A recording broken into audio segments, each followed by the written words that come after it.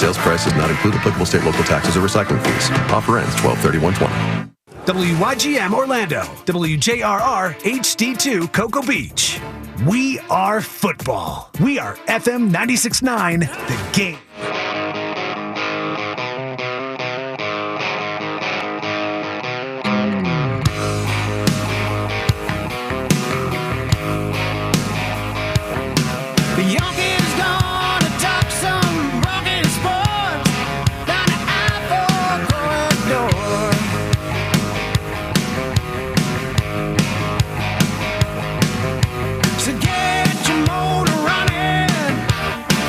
Time to put the pedal to the floor.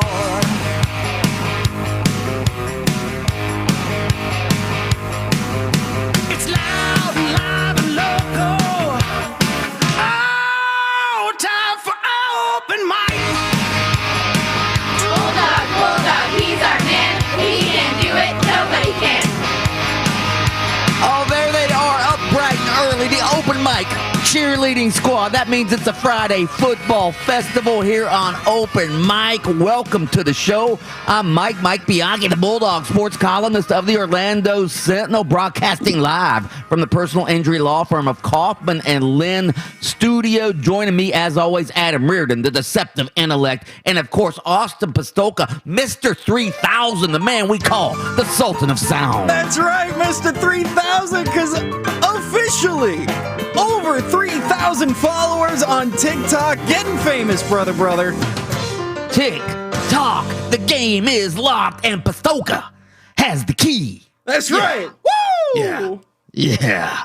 We want to hear from you throughout the course of the show. It's a Friday football festival. We want your thoughts on the games this weekend. Magic opened the preseason tonight. Your thoughts on the Magic. You can give us a call, 407-916-8255. You can tweet us at 96.9 The Game or at The Game Jacks. I'm bobbing my head because we're on TV. We're on the Twitch machine. We're on the YouTube machine. We are on the Twitter machine, and I am animated today. You can watch us right there on your screen. Unbelievable. You can also text us, by the way, on our Academy Sports and Outdoors text line. That's 50857. Pigskin Picks with Jamie. Say 8:15 a.m. this morning. I'm on 3 cups of coffee. That's why I'm talking so fast this morning.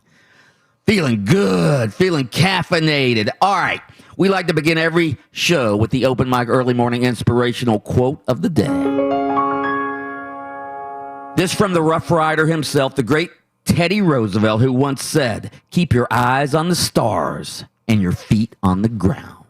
End quote. Take it away. Well, it's all about standing firm on what you know and looking out, looking to the future, looking for brighter stars, brighter futures. Adam's gonna have to take this one away. Yeah, Adam, you're gonna have to take this. I would say keep your eyes on the stars. Like have big dreams, okay? But have your feet on the ground. Stay humble. Stay humble. A lot, yeah. Big dream, small ego. Yeah. Ooh. Yeah. Always think real big, but always remember you're really not that big. And that the stars, the sky, the universe, that's huge. Your feet are right there. Remember, your feet are on the ground. You're tiny. They're not that big.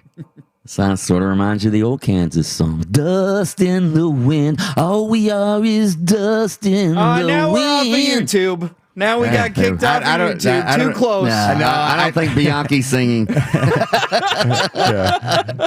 I don't think that's going to register. I don't think the YouTube police are like, wait a minute, is that really Kansas? Hold on. We're not kicked off for copyright. We're kicked off for bad singing, all right? Bad karaoke. Not bad copyright, bad karaoke. That was a lot closer to the Will Ferrell version than it was to the Kansas version. All right, football games galore this weekend. I'm going to do a quick rundown of the games, go to you guys for a quick comment. Let's make them quick so we can get to all the games. All right, let's start with LSU at Florida. I never thought I'd say this, Adam Reardon, but for a team coming off a national championship like LSU, a rival like LSU, the Gators are 24-point the Gators are 24-point favorites. That's not nearly enough. I think the Gators might win this game by 30. I agree because not only are they playing to win the game because they are in national championship contention, there's something to be said about the Heisman Trophy campaigning. Remember somebody said that Dan Mullen should be out there stumping a little bit more? No better stumping than let him administer a thumping, if you will, of LSU. I like it. Wait, that's my clairvoyant headline. Is that your headline? Yeah, hold on. Can I use that? I want to recycle that thing. Yeah, you've already. Well, if you can reword it, yes, Okay. you can use that. So yes, All right, I agree. Duke at FSU. Austin Pistolka, the Seminoles return to action after a 3-week COVID layoff. As ridiculous as it may sound, if FSU loses to Duke, FSU fans will begin grumbling about first-year coach Mike Norvell. Begin grumbling. Begin grumbling? I mean, Yeah, I don't think they're grumbling about him. I just think that they've accepted. Okay. They've accepted that this is a bad season and that Willie Taggart and Jimbo Fisher didn't leave them much to work with. But now, if they lose to Duke after the layoff, I think you'll hear some grumbling. I disagree. I think that this year has been as bad as it gets, and one more loss isn't going to change anything. They are firmly looking into the future. They're looking at the stars right now, even though they're dug 6 deep in a hole. But let me tell you, the fans are okay with Mike Norvell right now, and another loss isn't going to change that. Losses next year, that's a different story. Number 17, North Carolina at number 10, Miami. Nice game. I never thought I'd say this either, Adam Reardon, but this is another tough ACC game for Miami. Top to bottom this season with Notre Dame temporarily in the league, the ACC is better than the SEC.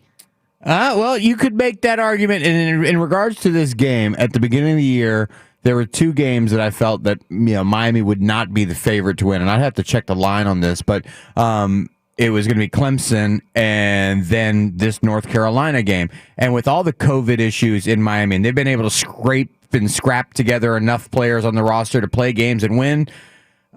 Offensively, North Carolina is so good that this is going to be a shootout, and North Carolina, it wouldn't shock me if North Carolina wins this football game, but Miami's got a lot to play for, so we'll see what happens.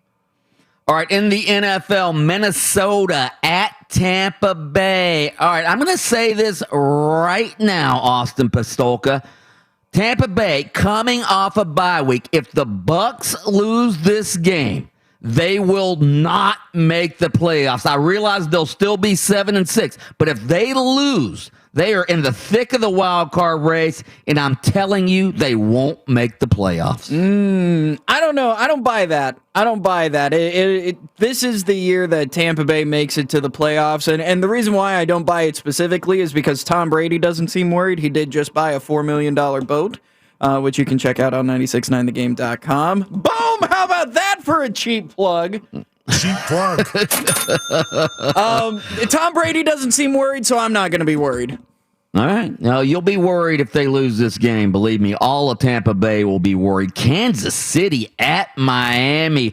Adam Reardon, I'm telling you this right now. Remember where you heard it first. This will be Tua's coming out party. The Dolphins will get into a shootout with Patrick Mahomes and the Chiefs. The Dolphins will win. And after the game, you know what we're going to be saying? There's a new sheriff in the AFC, and his name is Tua Tagovailoa.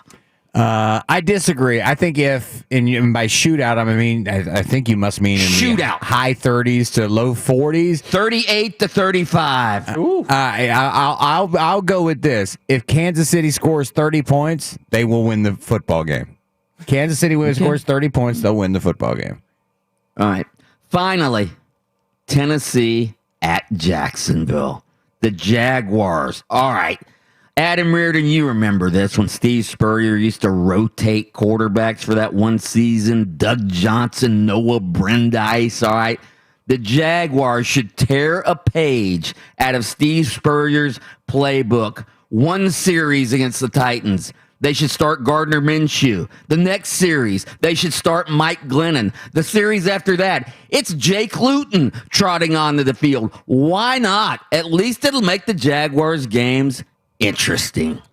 Yeah, and then the old adage is if you have two quarterbacks, you really don't have any. That may be the most true statement. As a matter of fact, I think the Jags have three quarterbacks. They could just rotate it. That's what I just said. Yeah. Minshew, Glenn, and Luton. Yeah. Why not? Yeah, so you get all three of them in there because you really don't have a quarterback. That's the goal troika of the Jaguars that's quarterback. Right. Yeah, then you could coin that phrase up there in Jacksonville, the Jacksonville troika, which will be replaced by the Jacksonville whichever best quarterback is left on the board when they're selecting coming up soon. Hey, listen. And if their offensive line plays poorly, who knows? You may see all three quarterbacks. Who knows? We'll have to wait to see it. Seriously, why would teams whose seasons are essentially over, all right? The Jaguars have lost 11 in a row. They're going nowhere. Why not do something like that? And I'm serious about this, to make your games at least interesting to the fan base. Well, why not? There's a level when we get to the pros. There is a feeling of we have to be a professional football team. We're not a joke. No matter how big of a integrity joke. of the game. Like I think why is that a joke when you have, as Adam just said, when you have three quarterbacks, you have no quarterbacks? Why not use these games as a way to figure out? Okay, we're going to draft a quarterback during the draft, but we need somebody next year to sort of be the established veteran. Why not use these last games as a way to determine which of these guys is going to be your quarterback veteran next year? Well, I brought this up yesterday, and not that this would have any above board influence, but listen, Vegas takes games off the line where a quarterback gets injured. Vegas and the NFL's relationship with Vegas, though they wouldn't admit it, is a good one. Is a good one. Mm-hmm. So the idea that Vegas was trying to handicap a game where three different quarterbacks were scheduled to start would not be good.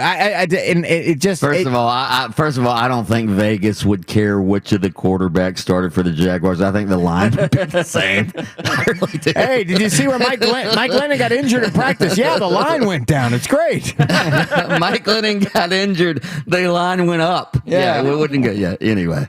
All right, those are our quick analyses of the games this weekend. Straight ahead, put on your thinking caps because it's time to come up with some clever and clairvoyant headlines. That's coming your way next on Open Mic. Open Mic. We'll be back in a couple minutes. Sorry. Extremely sorry.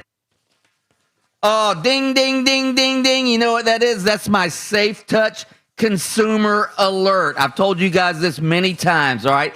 These do-it-yourself ding-dong doorbell cameras, they are not the answer, right? They're having major issues once again with one well-known doorbell company, ding, ding, ding, ding, recalling 350,000 video doorbells. Not 350, 350,000 video doorbells due to fire hazard. This is why I have a Safe Touch home security system, which, by the way, comes complete with a professionally installed, professionally monitored doorbell camera. You don't have to worry about Safe Touch's video doorbell starting a fire or getting hacked, and it will stop those holiday porch pirates in their tracks if they try to steal your packages. Stop right there, all right? Also, these do-it-yourself alarms don't really save any money, all right? In fact, they will actually cost you safety, all right? Well, how do I know that? Because these these do-it-yourself alarms, they are designed to be installed by anybody.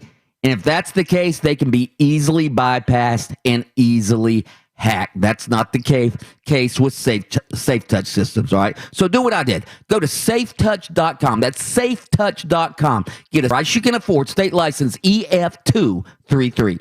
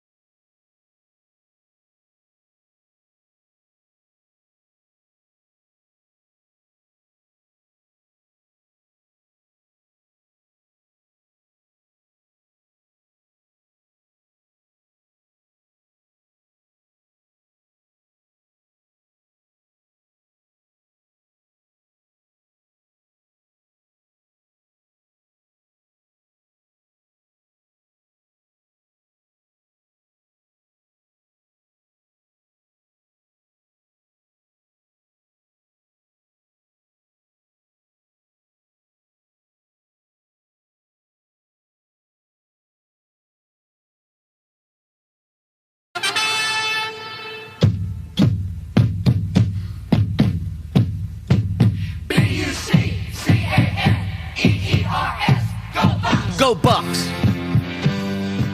Bucks better win. They better beat the Vikings on Sunday or they will not make the playoffs. That is my prediction. Where will they be in the playoff race? Somebody Google the standings right now. Where will they be in the playoff race if the Bucks lose on Sunday? They'll be 7-6. 3 teams, each conference make the wild card. Where will the Bucks be if they lose on Sunday? Anybody have the standings up? We're looking for them. So wait a minute. So they'd be 7-6, right? Yeah. 3 teams from each conference make the wild card. All right. All right. So then the Minnesota Vikings, by the way, would be 7-6, and that head-to-head would push them in. So okay. So the somebody from the East is going to get in, right? Yeah. The division leaders all get in. Okay. And then nobody else from the East will get in, obviously. Right. And then so the Vikings would be in. The Bucks would be 7-6. Arizona, if they were, who do they have this week?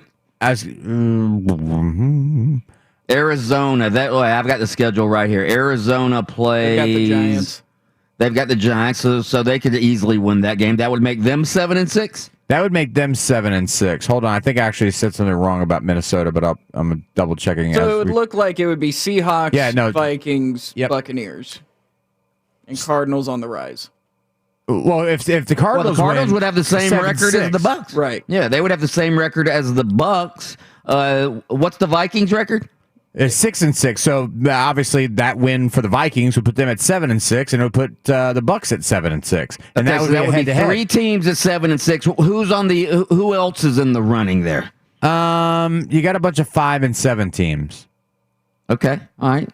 Again, I'm just saying, if they lose this game, it's going to get hairy for them. All right, it's going to get hairy the last 2 weeks of the season. Means they're not going to be able to rest anybody or any of that stuff. They'll be playing for their playoff lives if they lose to the Minnesota Vikings on Sunday. All right, our spontaneous text question of the day. Spontaneous text question of the day. It's not actually a spontaneous text question. We do it every Friday during the Friday Football Festival. It's clever and clairvoyant headlines. We want you to put your thinking caps on and come up with some clever and clairvoyant headlines regarding your favorite team, your least favorite team, anybody. It doesn't even have to be football. It can be the Magic beginning their preseason schedule tonight against the Atlanta Hawks. Anything you want. All right. Austin, get your dinger ready. Okay. Dinger is ready.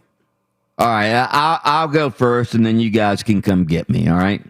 I've got a few here. All right. FSU at Duke. How about this one? Knowles beat Duke. Finally get a positive result that's not a COVID test. It's a little wordy. Nice. It's a little wordy, but it's good. Okay. All right. Vikings Bucks. Vikings running back returns to Florida for some home cooking of the Bucks. Okay. Yeah. Okay. I'm picking up Dolphins Chiefs. How about this one? Hail to the Chiefs? ? Hail no, say the Dolphins. Hail? Are you hail no? Hail no. Hail no. Hail to the Chiefs. Hail no. No. Okay. I'll give it to you. It's Nobody in Miami sounds like that. If that game was being played in Palatka, hell no, would be right on. It would be right on. All right, Florida LSU. Coach O turns into Coach No. Orgeron fired after Gators win by 50. Did he just sign like an 8-year or like an $8 million a year extension last year? something like that. Jeez. Yeah. All right, finally, Titans versus Jaguars. If the Buccaneers are called the Bucks and the Jaguars are called the Jags, what are we supposed to call the Titans? Gosh dang it. Gosh dang it. Wow. That's a terrible headline, Mike. What's even that story about? It's a funny joke. It's a good tweet. It's a bad headline. All right. What do you guys got? You got anything? I got one. All right. Here we He's go. rolling up his sleeves, by the way. You can you can good actually Lord. see like on our video stream here. He was getting prepared. He was rolling up his sleeves. Right. Ready to go It's to gotta work. be good. Here we go. All right. Better be good. All right. Now, listen. There's a little bit of spelling here. Oh God, It's- I'm out. You're out. Oh, God. So it's There's what? there's some spelling here that makes it clever. Oh Okay. no, spelled EAUX NEAUX. Oh no, Gators lose to LSU. Because it's the He's going with the Oh, Creole. going with the Creole. Creole. Oh no, LSU You know what? topples Gators. You know what? Coach O gonna give that a ding right there. You dig yourself. my God, Give you're yourself a ding. pandering to Coach O. Coach O. How Coach about- O give that a ding. How about Duke of Hurl? Ooh, Duke of FSU Earl. sick after loss to the Blue Devils. Oh, Yeah. ding, ding, ding. Duke of Hurl. Duke of Hurl. Duke of. You guys don't even know that Dude, song. I know that song. Cypress Hill sampled it in a song way back when that I had on tape. I can't remember the name of the tape, but I do remember that at the very beginning of the song. Duke of Earl. Duke of Earl. I like Duke it. of Earl is my second favorite Duke behind Duke of Sandwich, who created the sandwich. Throw me do some we of have that ham online? between bread, please. Who do we have on line one? We've got Rob on line 1 with a headline. All right, Rob, what do you got? Hey, good morning, guys. Canes are king of the hill, Heel. King Ooh. of Derek King. Give him a ding. Yeah. Give him a ding. Hell yeah. Okay. Thank you for Yeah. that. Canes are king of the heel. I like it. I like it. Clever and clairvoyant. If Miami wins, of course. We shall see. Fingers crossed. All right. All right, straight ahead, our thought-provoking daily poll. The SEC has just signed a big, rich, lucrative, exclusive TV deal with ESPN. Is that going to turn the ACC, the Pac-12, and the Big 12 into second-class citizens of the Power 5? That's next on Open Mic. Open Mic, the best radio show in town. Isn't that right, Urban Meyer? I think your facts are not surprisingly incorrect.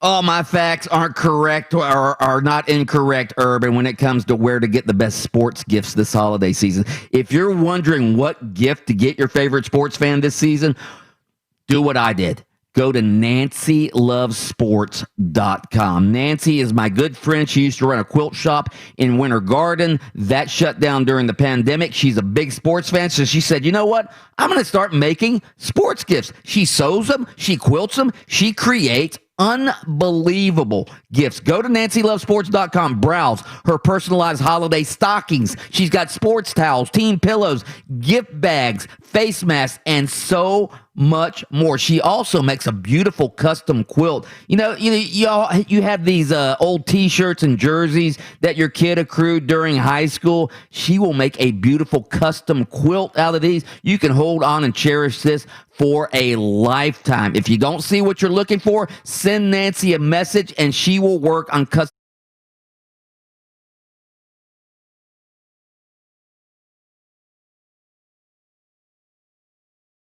code Bulldog. Nancy, Nancy, lovesports.com. Merry Christmas.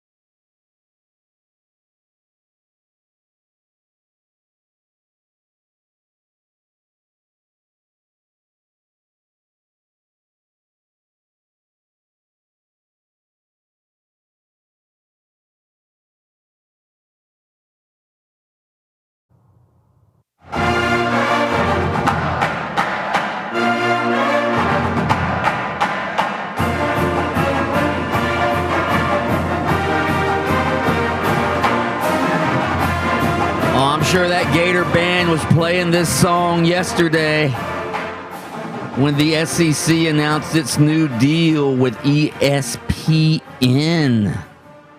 Whew, man, are they getting a lot of money?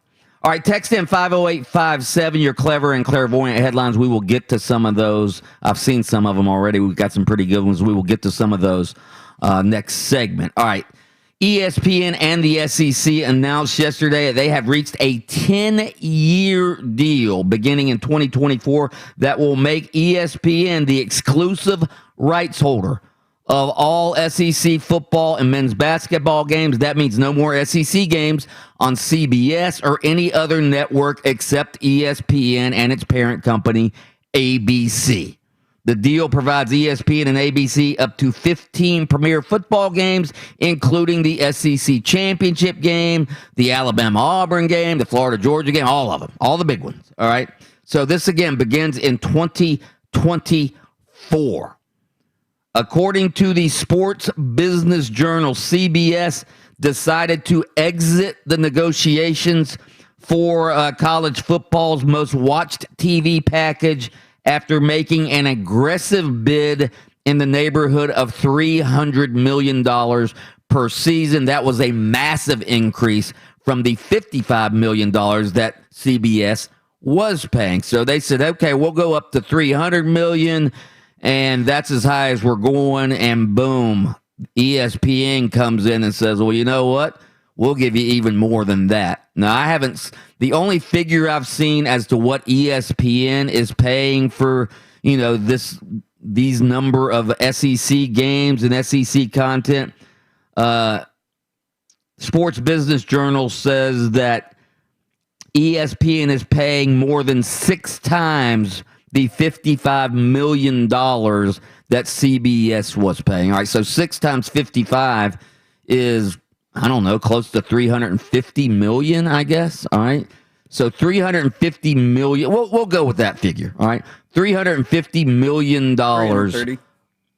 Okay. All right, but they said more than 6 times. So, there you go. So I'll go 350. All right. Makes it an even number. $350 million. All right. You divide that by 14 teams per year. That's about $25 million per team. I believe, and Mark Daniels will be able to confirm this, I'm sure, because he knows all this TV contract stuff, all right? So the SEC was already making, with the old deal, the SEC per team in media money. This is all of their this is SEC Network. This is everything, all right? They were making over $40 million per team, all right? Per team. Before this deal was signed. You add another 25 to 30 million, that would be upwards of $70 million per team every year that the SEC is getting in media money. All right. And why I've asked this thought-provoking daily poll question is this. All right. Why don't you read the thought-provoking daily poll question really quick, Austin? It is, which you can find on at 96.9 The Game or at The Game Jacks. The thought-provoking daily poll is this. Will the exclusive, lucrative new TV deal between the SEC and ESPN turn the ACC, Pac-12, and Big 12 into the second-class citizens of the Power 5? Okay, the reason I say that, and I've excluded the Big Ten from this question, is because the Big Ten and because of the Big Ten Network, they make like $50 million per year per team in media money. All right. So the reason I ask this question is this, Adam Reardon. ACC teams, I don't even think they make $30 million right now. All right. So if the SEC teams are making $70 million, and we'll say the ACC is making $30 million per team. All right. That's $40 million per year difference. Say Florida State. Florida's making $40 million per year more than Florida State. Just add that up over a 10-year period. That's like $400 million more that's almost $500 million more over a 10-year period that Florida would be making more than Florida State. Doesn't that put these other teams at huge disadvantages in today's economic climate when it comes to building facilities, recruiting, but all of the recruiting budgets, athletic, doesn't just put the ACC, Pac-12, Big 12 in massive disadvantages? It's what has had the SEC out front of all the other conferences already. Except the Big Ten. Is the amount of money to spend on their athletic programs, namely the football team. I've always pointed to this. The reason why Alabama is so good is their coaching staff is so good. The people that you're allowed to pay above the table, they go get the best. And they pay the best. And Nick Saban's built a reputation of revitalizing guys' careers who maybe needed a place to go for a couple of years to bounce back. Look at guys like Lane Kiffin. We've seen it, Sarkisian working on it as well. But you looked at one point, I would look at Alabama's coaching staff, and it almost, at every position, there was a guy on their staff who had been a head coach at one time. So, like, their defensive coordinator had been a head coach at one time. Their tight ends coach had been a head coach at one time. And so they could spend the money on the coaching staff, which is, I think, a huge advantage. And nowadays, the thing that you just brought up, which is maybe even a bigger deal, or just as big a deal as the coaching staff you can put around your team, is the amenities that you can build around them. Do you have a waterfall? Do you have a water slide? Do you have a go-kart track? Listen, the SEC, these schools in the SEC are going to be able to build that kind of stuff a heck of a lot faster than the schools in the ACC will be able to. But what I will say is eventually they'll catch up. Not all the way up, though. I don't know, because that's one reason Jimbo Fisher bolted Florida State. Jimbo Fisher said, listen, all these other schools, the Alabamas of the world who we're competing with in recruiting, they're building all this stuff, and they're building it now. And you just mentioned staffing, all right? I did a story a few months ago. This is the Gators, all right? This isn't Alabama, which we know has offensive quality control coaches, like 20 of them, all right? So the Gators, all right, they have on their staff right now, they have 10 assistant player personnel directors on their payroll, all right? 10 assistant player personnel directors, which means Alabama probably has 20 of them, right? Mm-hmm. If the Gators have 10, Alabama has 20. So, yeah, I just think that this puts ACC, Big 12, and Pac-12 at a massive disadvantage. But I'm sure Mark Daniels will have more accurate figures than the ones we're using. But the fact is, the SEC is heads and tails above everybody else right now when it comes to media money. I'm just wondering, though, forget the money. Is it good for the SEC to not be on CBS, only have one network? Isn't that one of the things that is sort of good about exposure? You're exposed in a lot of different formats. Now it's just ESPN, and I guess ABC, that's a major network as well. I mean, at the end of the day, SEC fans, college football fans are going to find SEC games when they want to find them. We're going to find the Iron Bowl. We're not going to have to search that hard. Believe me, ESPN's going to program us to tell us where it's going to be. But what I said about, sort of catching up, that leaves a lot of money in the pocket for CBS, who I'm sure has had great success with college football. Probably doesn't want to get out of the college football business. I don't know who's next in line to sort of restructure their deals, their television deals. But CBS is sitting around there. We know. Here's what we know for sure: CBS has got at least $300 million a year that they were willing to spend on college football. So I don't know who's next in line for the for the next TV deal. But they will sort of like in baseball, when the wages go up, every player goes up. So whoever is going to sign the next TV deal is going to at least close the gap a little bit with the SEC. Obviously won't close it completely because the SEC is still king of college football. But at least that there is money to be had in the world of college football. CBS was willing to spend $300, and ESPN was apparently. For a company that we thought was going under because they were laying everybody out, they were apparently laying everybody off so they could buy football at ESPN. All right, straight ahead. Kyrie Irving's not talking to the media, and the NBA is making him pay. I'll explain next on Open Mic. Open Mic, the best radio show in town. Isn't that right, Urban Meyer? I don't know who creates a story like that.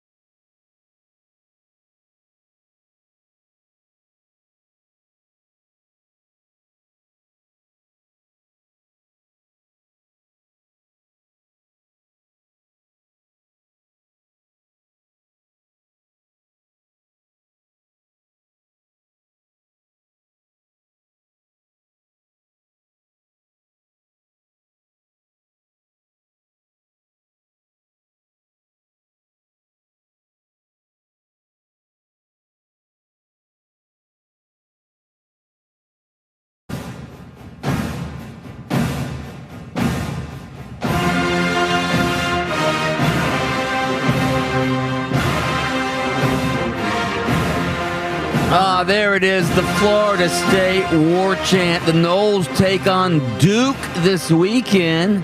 Nobody's really paying attention to that game, but Duke is in the news for other reasons. I'm talking about Duke basketball. We will get to that story here momentarily. But first, Austin Pistolka, get your dinger ready. We have some clever and clairvoyant headlines that have been texted in on our text line, 50857. You ready? Ready. All right. Let's start with Tua becomes my homie as the Chiefs bow down to Miami. Hold on. It becomes my homie? Like Patrick my Mahomes. home. Oh, my homie. Oh, okay. There you go. Yeah. All right. Yeah. Let's see. LSU self-imposes reduction in under-the-table payments to recruits. I mean, Remember the story yesterday about LSU self-imposing the bowl ban? Okay. Now they're self-imposing a reduction in payments to recruits. Hey, let me tell you, maybe they weren't paying attention to the last segment. SEC schools got a lot more money to spend now. All of a sudden, they ain't not spending it, okay? Yeah, they're not going to reduce their payments. They'll be increasing. we're going to invest. No, you're not. You're spending it. Kyle Trask, ? You mean the Tiger King? Man, it gets me every time. What, Tiger King? Tiger King gets me every single time. All right, this is a play off the fine cooking establishments in Kansas City. How about this one? Chiefs barbecue Dolphins. Little Kansas City barbecue. Could you just gone KC barbecues? Yeah. Because that makes more sense. Yeah. Yeah, dang that one. That was bad wording. Yeah. Buzz that one. Yeah. KC barbecues the Dolphins in Masterpiece. KC Masterpiece. Oh, and then a barbecue sauce. Yeah. Yeah, nice. How about this one? Bring on the tide after Gators crush Tigers' pride. Oh, I like a good rhyme. You know that. Yeah, you love rhymes. You love rhymes and alliteration. Well, and then pride, is that only for Lions or does that work for Tigers too? A pride of Tigers? I don't know. I don't know. That could be like a double whammy. Wow, a double pun? Hold that, Tiger. Of course there's a Tiger pride. You know that. Coach O says there's Tiger's pride, so we're going to go with it. Bulldogs, ? More like Chihuahuas after Mizzou wins. Does Missouri play Georgia this week? Yeah. I assume so. Yeah. Ding, ding. All right, we'll give that a ding. Keep those coming in. 508. Not a fan of my ding? No. You don't like my dinger? Bulldogs? No, more like Chihuahuas. Not bad. Not terrible. Not terrible. Hey, real quick, Austin, I wanted to ask you this question because you are a connoisseur of fried chicken sandwiches and chicken sandwiches. That's what you made for you and your lovely bride at Thanksgiving. You guys had fried chicken sandwiches. All right, so the good news is for fans of the famous Publix chicken tender sub, it's on sale, I saw last night, all right? They can get a whole chicken tender sub for $6.99. That's $2 off the regular price. Now, normally, I don't go to Publix. I don't go to Publix just to get something at the deli, all right? I'm the BOGO king at Publix. I go to Publix, and all I ever buy is what's on buy one, get one. In fact, I go to I'll start putting my stuff on the little conveyor belt there, and after the cashier's done, she'll go, everything you bought is buy one, get one. And I go, that's right. That's why they call me the BOGO king. That's the plan. So I usually only buy BOGO at Publix, but the chicken tender sub, in my opinion, you can have your Subways, you can have your, what are some of these other, Jersey Mike's, all these other chain stores. The Publix chicken tender sub, in my opinion, is so scrumptious that it would make me go to Publix now and just get that. Nothing else. Just get that. Mike, I do that when it's not on sale, okay? I love the Publix chicken tender sub, okay? I love it so much. It is God's gift to sub sandwiches, brother. You know what, Stan? Adam, you can't have it anymore. No, I know, and I've had it a couple of times, but you know what stinks about being in the South is that I deal with this with SEC football, Chick-fil-A. Now it's the public.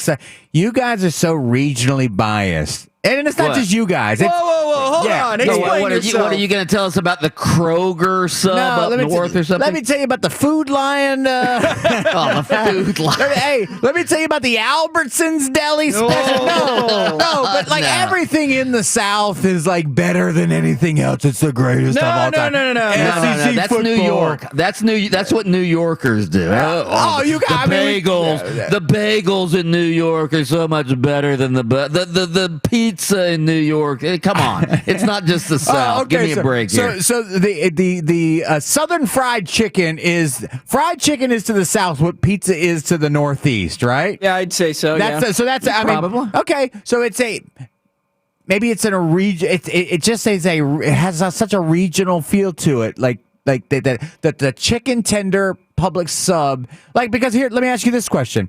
How many people walk around going, you know what's awesome? I love go get me some chicken tenders. Nobody ever says that. It has to be the sub. So is it the bread? Because nobody talks about the chicken tenders. The chicken tenders themselves are fantastic. Nobody ever puffs their chest out and starts talking about chicken tenders. I will. Okay, because everybody says the sub, so I'm being led to believe that what Publix has really mastered is baking bread because that's what people. A lot of times if I'm shopping at Publix, and again I usually only buy BOGO, I will go to the deli and they have the chicken tenders in there just in a little.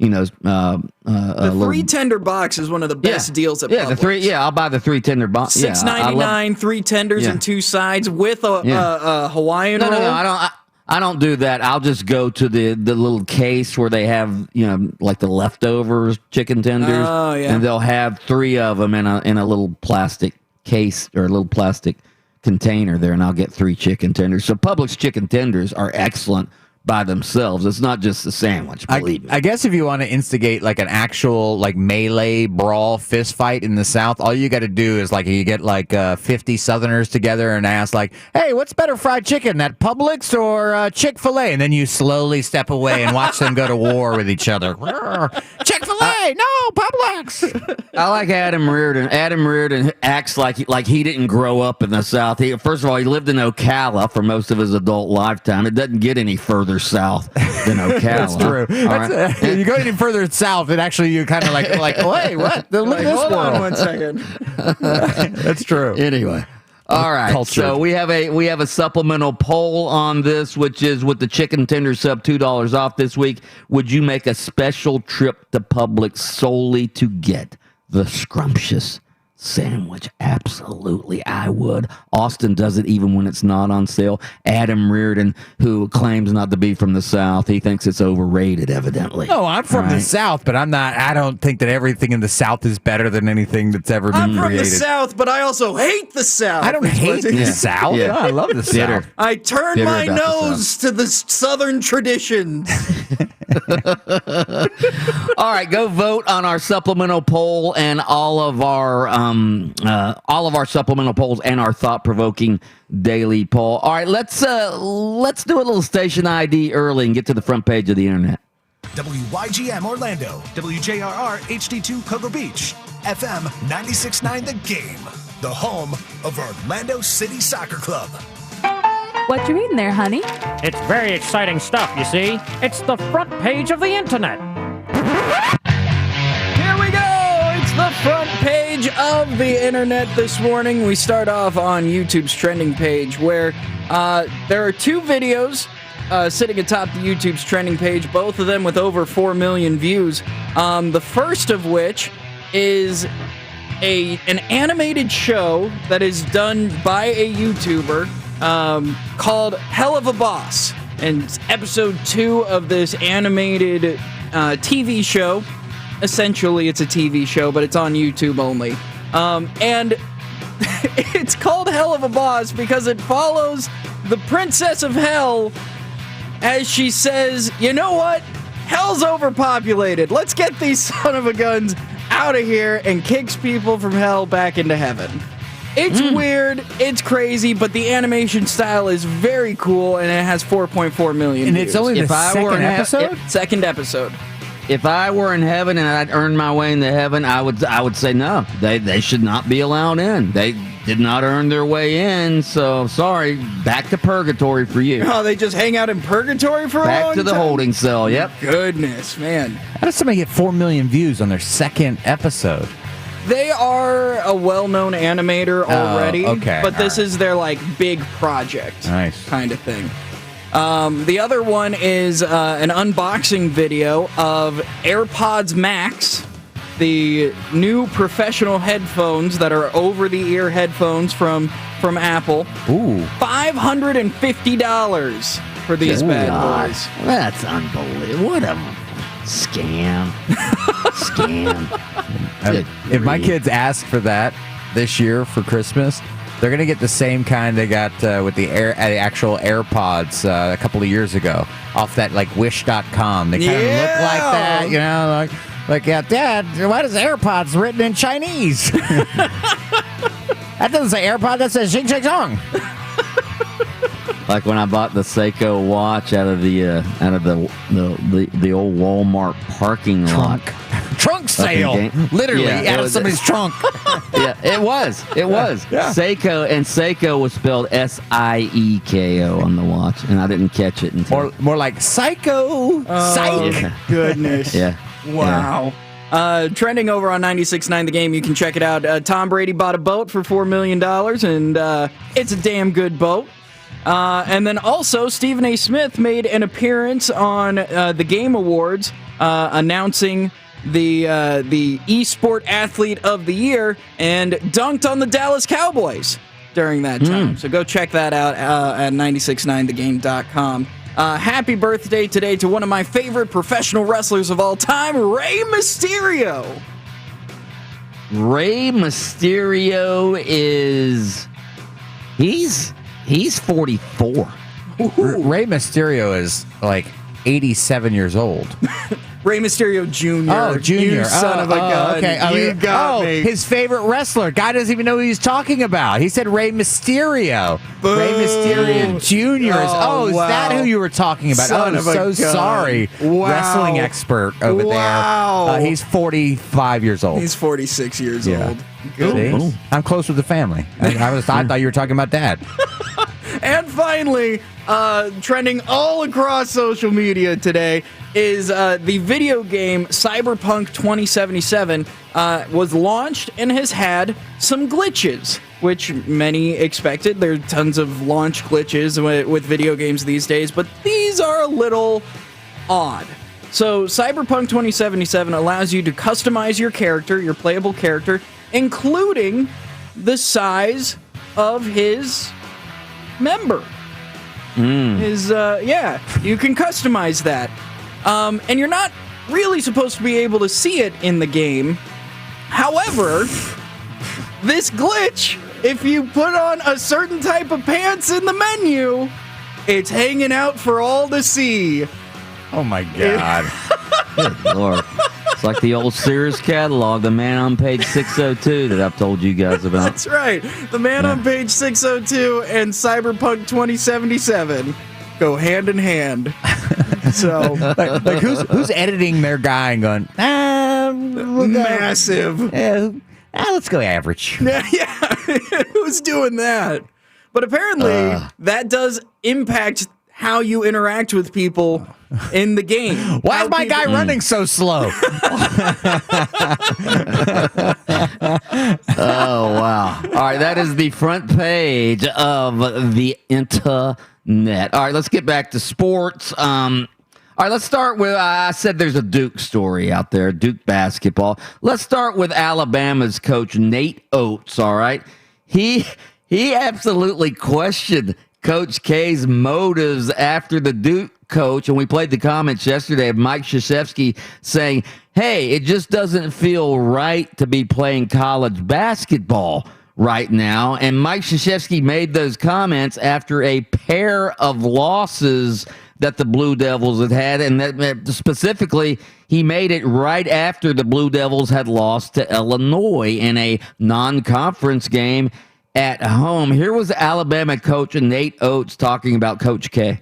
Do you think if Coach K hadn't lost the 2 non-conference games at home, if he'd still be saying that? Probably not. Okay, I just wanted you to say it, not me.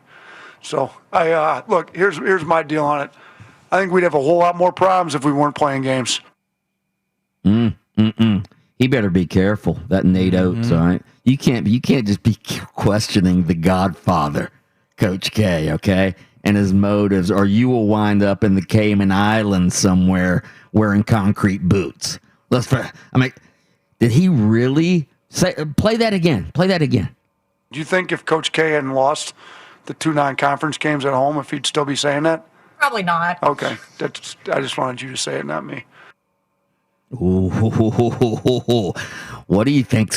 Do you think he's going to last the season, Nate Oates? Because, again, questioning the Godfather of college basketball, you can't do that. I'll tell you what's going to happen. Jay Billis and Dick Vitale and all of the Godfather's consiglieres and henchmen. Oh, Luca Brozzi, they're all going to come after Nate Oates. All right? Nate Oates will be sleeping with the fishes, if you know what I mean. You know what what I envisioned after I heard this quote and heard that it was Alabama's is that he was in the Alabama athletics department lunchroom sitting across from Nick Saban, and Nick Saban was sitting with some football coaches. He goes, "Watch this, guys. Hey, Oates, man, I bet you Coach K wouldn't have said that, had they, not lost those games. Don't you agree, man?" And Oates was just, trying to like buddy up to Nick Saban. Nick Saban got him to say that. Just as a goof, just as a fun. Just to see what they, sort of like, when you're a senior and you could get a freshman to go talk to some girls, you know what I mean, and you're just sort of having fun with them. Nick Saban and the football staff was having fun with the basketball. I'm gonna get this guy to say something really stupid on TV. Watch this. Hey, Coach K would have never said that had they won those games, right? Yeah. Well, later in the week, Saban and everybody else is going to be looking around for Nate Oates. Hey, where's Nate Oates? We haven't seen him in a few days. I don't know. He's missing. No, that's don't right. know what happened to him. Yeah, I'll tell you what happened to him. I made him an offer he couldn't refuse, is what happened. Nate Oates. Jay Billis, I want you to go take care of Nate Oates. I want you to take him out in the fishing boat out in the middle of the Then all of a sudden, hey, yo, it's Dickie V, baby. I'm here to take out Nate Oates. Yeah. Nate Oates is going to be Fredo Corleone, all right, in the fishing boat. That's what he's going to be. Anyway, speaking of Coach K, and then yesterday, Coach K said, you know what? I'm not playing any more non-conference games. Here's what Coach K said yesterday. This is truly an incredible time, and has been, for our country, and it's at its worst time right now. And and making sure that we're doing the right thing for our players, just for safety. We're not going to play any non-conference games. We're not going to try to reschedule. We could reschedule 3 games, and we're not going to do that. All right, play the Nate Oates clip again real quick. Do you think if Coach K hadn't lost the 2 non-conference games at home, if he'd still be saying that? Probably There not. you go. Okay, I just wanted you to say it, not me. Coach K says, I'm not scheduling any more non-conference games, by God. We're losing them. No, I don't believe that. I'm not going to go Nate Oates on Coach K. So he's not playing any more non-conference games. He also said this yesterday. These kids go through a lot, and then they're not paid employees, and we need to take care of them. So those are a couple of the decisions that we made, and we feel very good about them. Okay, so that's him talking about not playing any non-conference. I don't have an issue with that. But I would ask this, then why are you playing conference games? I mean, why are you playing conference games and not non-conference? You're still, on non-conference games, Is the ACC's protocols any better than the SEC's or the Big Ten? No, right? Well, we've seen the ACC have to change their protocol, so it wasn't really good to start with. So, at least on the football side, obviously the answer to that's going to be money. The bulk of their TV contract is wrapped in ACC conference games. But yeah, what I would be interested, when we owe it to the kids to, think about their safety and whatnot. I wonder, and I would hope so.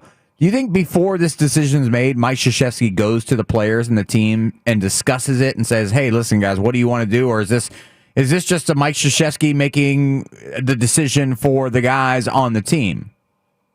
What about whether to cancel the non-conference games? No, I think that's Mike Krzyzewski making that decision. I don't think he went to his Duke players and asked that. I do think it's interesting, though, during this COVID era. Like yesterday, Boston College decided not to play in a bowl game, all right, even though they're eligible to play in a bowl game this year, and they probably would have gotten a bowl bid. They voted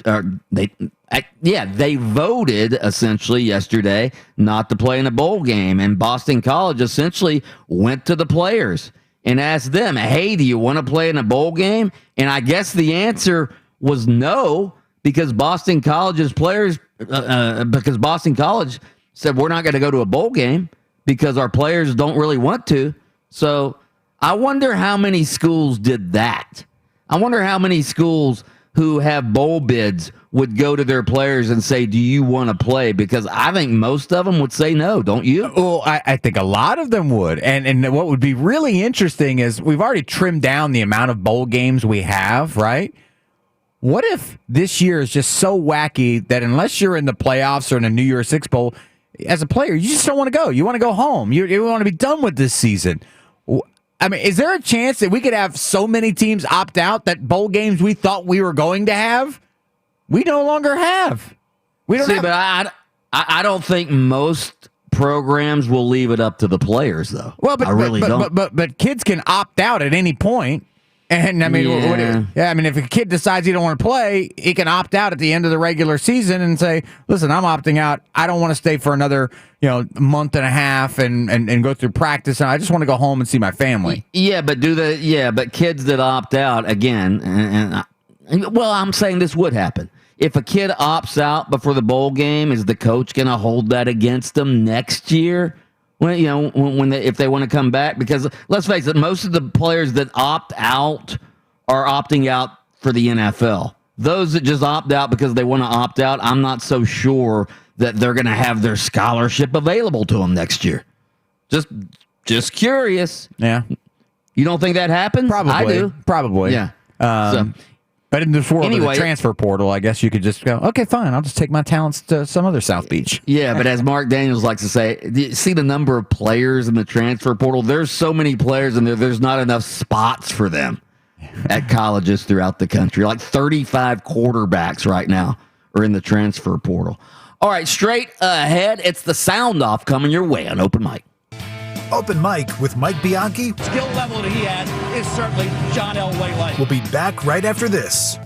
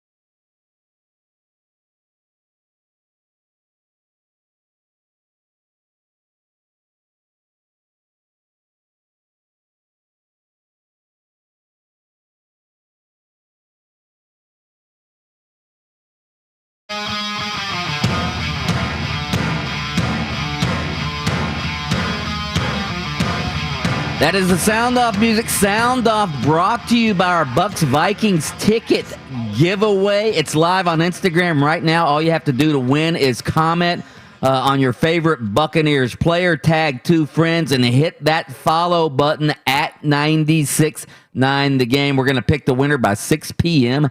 tonight. What do we have, Austin? Sound off. Two wildly different starts for you. Where is the real Mike Glennon? In between those, closer to week 1 than week 2 for you? I still think even though we lost the game and had some plays, there's still a lot of good throws out there. So, I think there's always going to be stuff to build on, but I feel confident in myself in both games. So Mike Glennon, quarterback of the Jacksonville Jaguars. The real Mike Glennon. Who's the real? Mark Long? Yeah. Who's Mark the Long real asking Mike that question. Glennon? Who is it? Sorry. The real Mike Glennon is the stiff that we've seen since his days in Tampa Bay. Again, Glennon's a fine backup quarterback in the NFL. He's not a starter. I still say the Jags should go with my idea, rotating quarterbacks. Take the Spurrier method of doing it, all right? If you don't have very good quarterbacks, rotate them in and out. Give the defense something to think about on every possession. Question for you, Mike. Let's say you start Mike Glennon, right? But this is Mike Bianchi, the head coach, and hey, we're going to rotate all 3 of these guys. Yeah. First series, start at the 25, whoop, right down the field with Mike Glennon at the quarterback position. Mm-hmm. Yeah. You take him out and put Jake Luton in right afterwards? Absolutely. Absolutely, I do. It's the same strategy I have at the blackjack table. Like if I'm in Vegas playing blackjack, if I get hot, all right, then I'll start. If there's nobody sitting next to me, I'll rotate. I'll start playing like 2 hands, all right? And then I'll pull the chips back and then play 1 hand the next deal, all right? It gets the dealers all discombobulated. I forget what to do with these cards. I don't know where to go. Yeah. This guy's all over the place. All discombobulated. You got to keep them discombobulated. Sound off.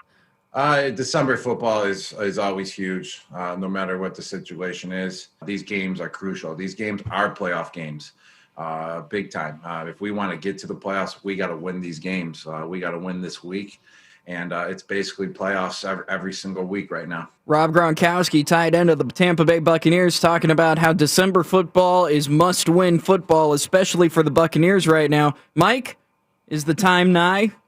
The time is nigh for the Tampa Bay Buccaneers. Absolutely. They're 7-5 right now. As I said earlier in the show, if they lose this game to go to 7-6, they'll likely be tied with 3 other teams at 7-6.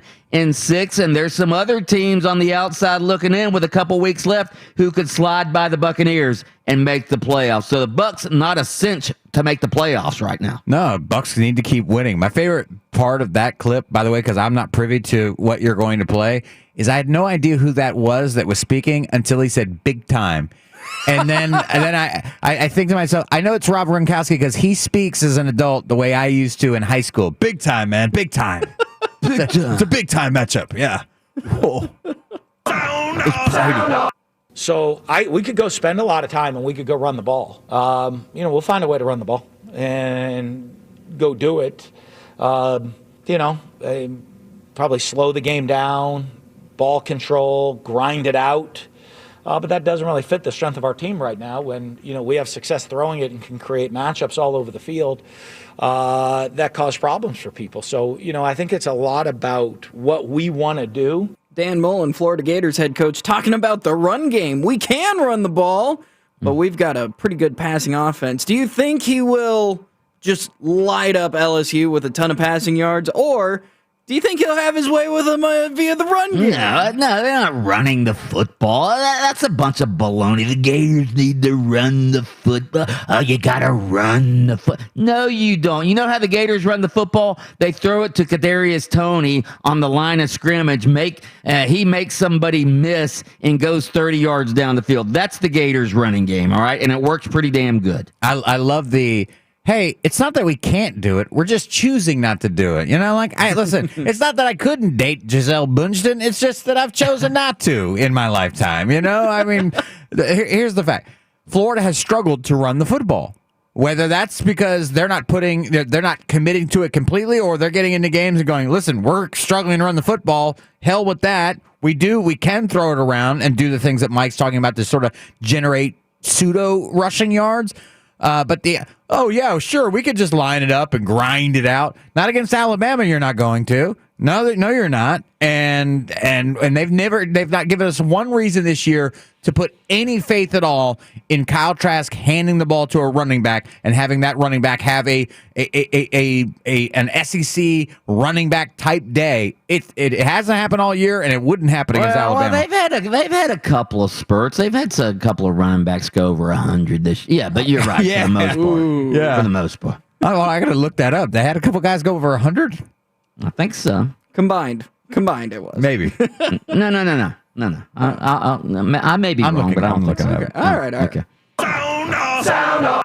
There's more than mornings, Colin. You can't do something as long as I've done it that you just feel a little bit empty. I have a great spot on Fox, and I love Reggie, Matt, Brady, and Rob Stone. We have a great group. I really have absorbed that and embraced it. But to say I don't think about it, it's every day. But it'd have to be the perfect situation. It'd have to be something that I was confident that the health issues I could overcome. And, I think I'm done, but I've learned a long time ago, I left a job once where I thought I really plan on being here. Then you get a phone call from a better opportunity. So I think I'm done, but I would never say I'm never done. Urban Meyer, Mike Bianchi's favorite coach of all time. He just called the Ohio State job a better opportunity than Florida, by the way. Yes, he did. 100% he did. But he says he thinks about coaching every day, every single day. He misses it. Of course he does. Yeah. They all do. You buy it? Doesn't matter who you are. I was talking to Lee Corso, who's been a broadcaster for 30 years, all right? I was talking to him a few months ago. Lee Corso said he still misses coaching, all right? He was a coach at one time.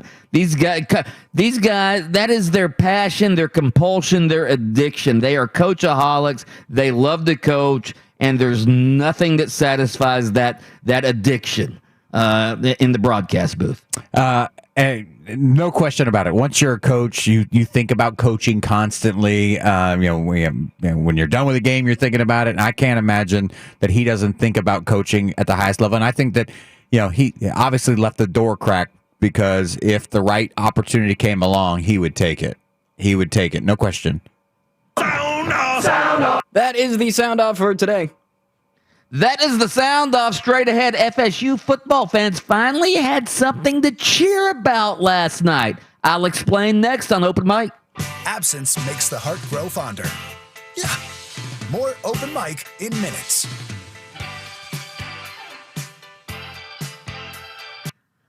Hey, all you employers out there, whether you're running a major corporation or a small business, if you're looking for peace of mind in this COVID-19 era with COVID cases spiking, let me tell you about my good friends at Healthy Cells Wellness. They are a trusted advocate for employers to provide COVID-19 and COVID antibody testing in a calm, organized environment at your work site. That's right. They come to you. Doesn't matter if you're in Orlando, Jacksonville, across the state, around the country. They will come to you and administer only FDA-approved tests, and they are administered by a qualified clinical staff. Act now. Your insurance company could reimburse you for the total cost of these tests. Also, if you act now, mention my name, Bulldog or Bianchi or Mikey, whatever, you can get a free COVID-19 test. You can find them at healthycellswellness.com. That's healthycellswellness.com.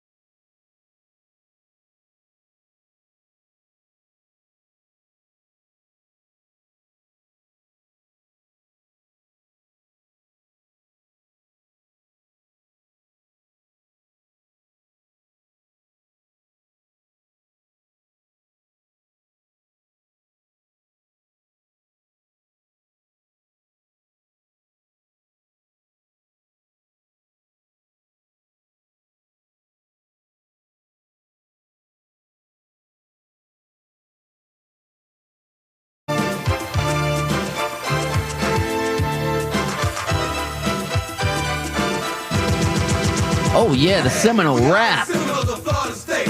We know we're good, some say we're great. Our goal is simple, best in the land. Rockin' to the beat of the Monster Chiefs band. On Saturday night, we'll strut our stuff to show the nation the nose. Remember the Seminole heyday when they were doing rap songs and competing for national championships? The rap song wasn't a very good idea, though, because right after that rap song came out as Adam Reardon, a young Adam Reardon will remember, the Seminoles came out and got absolutely waylaid, 31-0, I believe the score was, by the Miami Hurricanes. Yeah, that was. Yeah. Normally, like, wait till afterwards to make your celebratory songs and stuff like that. Yeah, they were getting ripped for that rap song. They saw the Chicago Bears do it for the Super Bowl and thought, hey, we can do this too.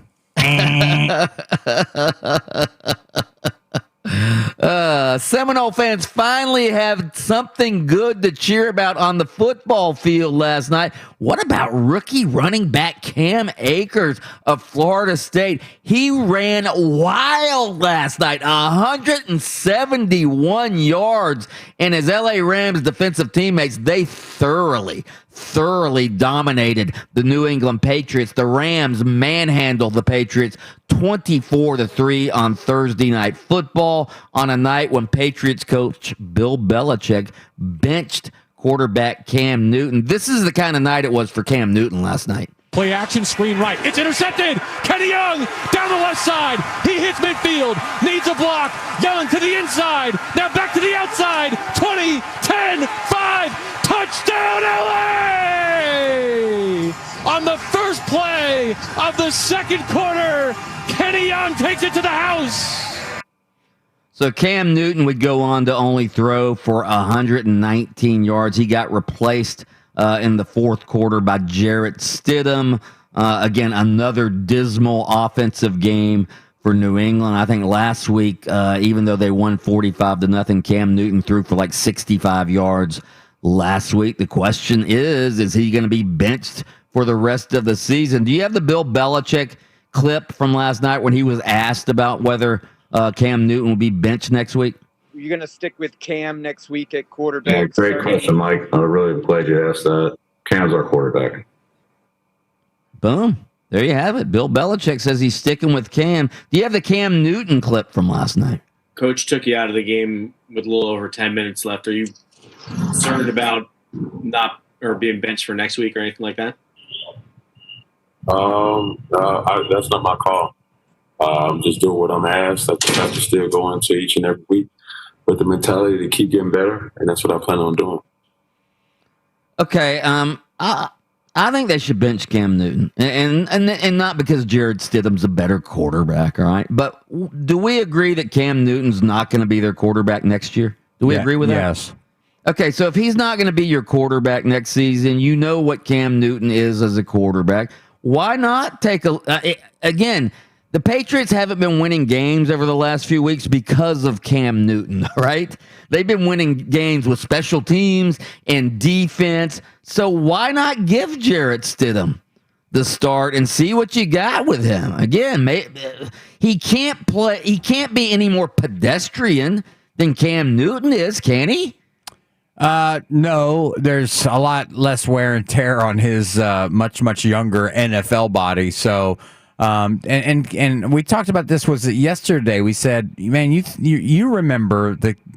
I'm sure you voted. Did you voted for Cam Newton to win the Heisman, right? No. Oh, you didn't. Oh, no. Well, in fact, I created quite the controversy because the Heisman has the very first line of the Heisman mission statement. God. Talks about character. God. All right, well, Cam Newton was unquestionably the best college football player in the country that season. He was. And God, he was phenomenal. And then for years in the NFL, I mean, he carried the Carolina franchise. And his fall from physical grace, because the injuries have taken their toll on him, he's got nothing left to give this game at that level, and it's sadly evident because I was rooting hard for him because when Carolina turned him loose and he got the opportunity with the Patriots, I was hoping that he had something left in the tank, but it is obvious now he does not. And believe me, the Patriots aren't going to be the franchise that keeps him around any longer than they need to. So maybe it's not this week, but I wouldn't be shocked to see Jarrett Stidham start a game down the stretch. Maybe not this week because Bill Belichick said no, but I wouldn't be shocked to see in one of the final games Jarrett Stidham, and I think we're all in agreement that they're going to have to look elsewhere for the quarterback of the future. Okay, I want to go back to something you're discussed when I said that I didn't vote for Cam Newton for the Heisman Trophy because of the integrity clause in the first line of the Heisman mission statement, all right? And the Heisman mission statement says, I think I just called it up. All right, I just called it up right here. It says that the Heisman, again, the first sentence, which I guess that means that the Heisman organizers think it's pretty important, right? If it's in the first sentence. They wrote that a long time ago, Mike. They wrote that a long time Okay, but you can change things, all right? It says that the Heisman is to go to the most outstanding player, quote, whose performance best exhibits the pursuit of excellence with integrity. First line of the Heisman mission statement. All right, the character clause, us Heisman voters like to call it. Well, Cam Newton didn't display that throughout his college career. In fact, there were the rumors and rumblings that he was bought by Auburn. All right, because let's face it, Mississippi State supposedly, what did they bid? $180,000. $180,000. They came up short. So, they were the CBS of that deal. Yeah. Okay. So there's that, and then there's the fact that he was at Florida and he was stealing other students' computers and then throwing them out the window when the police arrive at his apartment. All right. So there was that. He left Florida amid academic scandal as well. So that's the reason I didn't vote for Cam Newton. I didn't think he best exhibited character, and which is what the Heisman but two of the three things that you made example of were when he was a young player at Florida. He went to Blinn College and somewhere else and sort of refound himself. And then when he was at Auburn, no issues that I can remember while he was at Auburn during his Heisman Trophy year, except for the rumor. Except for the rumors. So rumors. Did you vote for Rex Grossman? Because I got some rumors on Rex Grossman. No. It was more for what he did at Florida and the way he left Florida. Again, I don't think bitter he would alumni guy. His Heisman Trophy year. If you didn't vote for him, then I'm sure you got to do the car wash because you were the one guy who didn't vote for Cam Newton that year. Yeah, Paul Feinbaum was all over me. And again, if you're not going to pay attention to what the Heisman mission statement says, you cannot question that Cam Newton had some character issues when he was in college at Florida. But his Heisman Trophy year, he was. Gosh, he would deserve the Heisman Trophy. Okay, but here's the problem with this. All right, like Johnny Manziel, he won the Heisman Trophy. All right, yeah. Johnny Manziel, there were the reports that he got money for signing autographs, and come on. And then Johnny Manziel comes out last week and said, "Yeah, I got money in college." Yeah, come on. We know what happened. We know what happened with Cam Newton.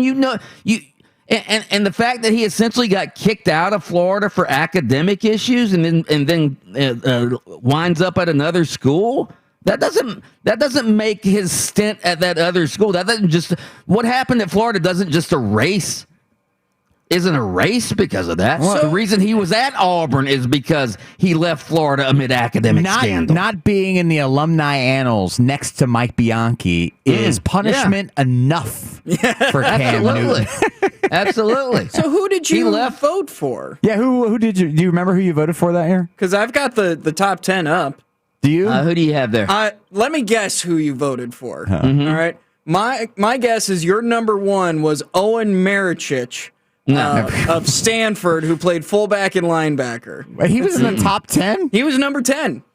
Andrew Luck was number 2. Probably voted Andrew Luck. LaMichael James of Oregon. Kellen Moore, Justin Blackman, Denard Robinson, Ryan Mallett, Colin Kaepernick, and Andy Dalton. No, I did vote for Andrew Luck that year, I believe. All right, that's fine. Listen, if you voted for Andrew Luck as the best player in college football, I can't really fault that. As a redshirt sophomore, come and listen, on. Andrew Luck was a good, He was a very great good- football player at very good Stanford. Everybody knows people at Stanford don't steal laptops. Their parents purchase them for them. It was either him or LaMichael. I need to look that up. All right. I will look that up during the break. Straight ahead, we are going to break down all the games this weekend coming your way on Open Mic. What does Mike Bianchi and the next commercial break have in common? They're both short. Now listen here, Mr. Frodo. Don't get short with me. More Open Mic after this. Hey, Orlando, you looking for the best appliances in town? You looking for the most appliances in town? Let me tell you about my good friends at Aggressive Appliances. Why do I say they have the most appliances in town? Well, it's very simple. They just built the biggest appliance showroom in all of Central Florida. 20,000 square feet of appliances in that showroom. They've got them all set up in kitchens and laundries. You can see how they might look in your home. They're all plugged in, so you can actually test them right there in the showroom. You can see how they look. You can hear how they sound. Again, you can, if you want to take a load of laundry and try out their washers and dryers, they'll even let you do that at Aggressive Appliances. Again, if you're looking for an appliance, just check these guys out. That's all I've ever asked, all right? You will not be sorry. Do it before you make your purchase. You can find them at aggressiveappliances.com. That's aggressiveappliances.com.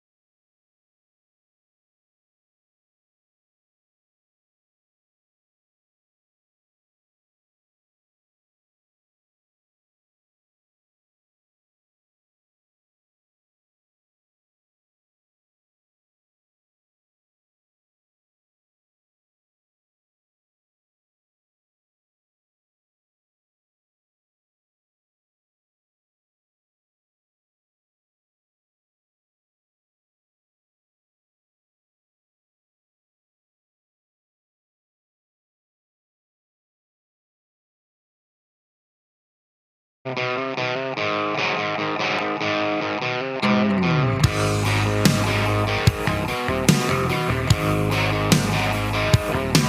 Yankees gonna talk some Rocky sports down the I-4 corridor.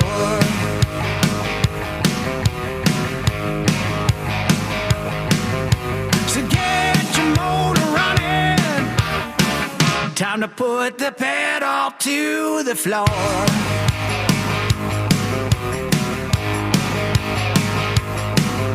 It's loud and live and local. Oh, time for open mic. Hold up, he's our man. He can do it, nobody can.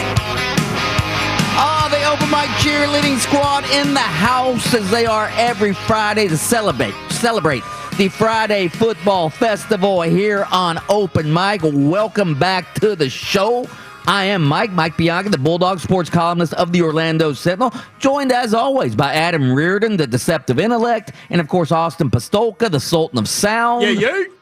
Together we are Open Mic, the troika of sports talk radio excellence in Orlando and in Jacksonville. I voted Kellen Moore number 1 in the 2010.